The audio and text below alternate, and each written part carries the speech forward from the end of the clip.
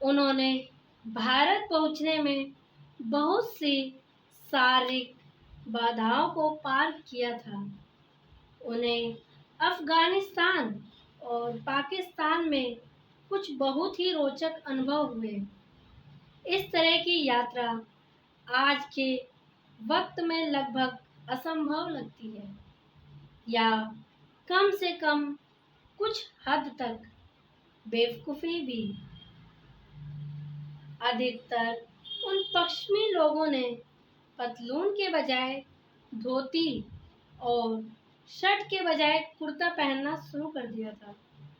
सच कहूँ तो मुझे लगा कि वे उन स्थानीय पोशाकों में काफ़ी मजाकिया लग रहे थे, लेकिन वे उन्हें पसंद करते थे। उस समय जब मैं कार्यक्रमों के लिए यात्रा करता था, तब मैं भी धोती कुर्ता पहनता था, लेकिन स्कूल में हर दिन मैं पैंट, जैकेट, शर्ट और टाई की यूनिफॉर्म में होता था। तो ज़्यादातर समय पश्चिमी लोगों भारतीय कपड़े पहनते थे। भारतीय स्कूली बच्चे पश्चिमी कपड़े पहनते थे। जब मैंने अपने कुछ दोस्तों के साथ इंग्लैंड की यात्रा की, तब मुझे समझ आया कि दो संस्कृतियाँ कितनी भिन्न हो सकती हैं। ये पहली बार था जब मैं विदेश गया, इसलिए मुझे अजीब लग रहा था। मेरे लिए सब कुछ पराया था और मेरा मतलब सब चीज़ों से है। मुझे याद है, मेरे वहाँ आने में तुरंत बाद बहुत स्पष्ट रूप से मुझे लगा कि मैं अब भारत में नहीं हूँ।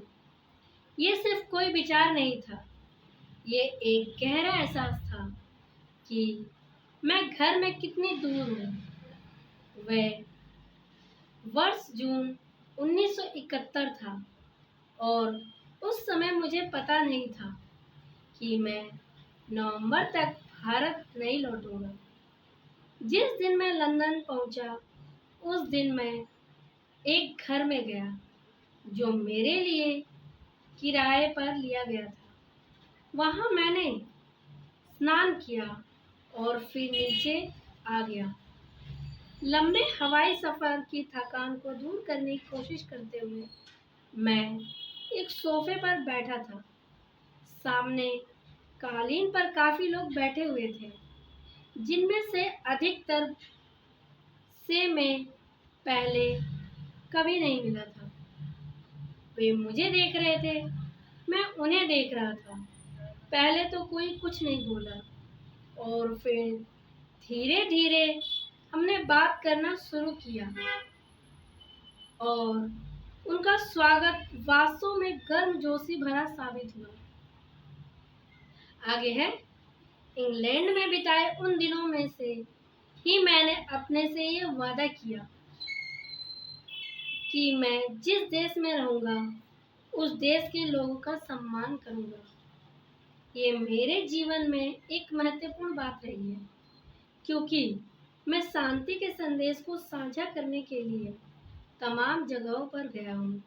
मैं अपनी संस्कृति साथ लाता हूँ, लेकिन मैं हमेशा उस देश की संस्कृति का सामना करना चाहता हूँ जहाँ मैं जा रहा हूँ।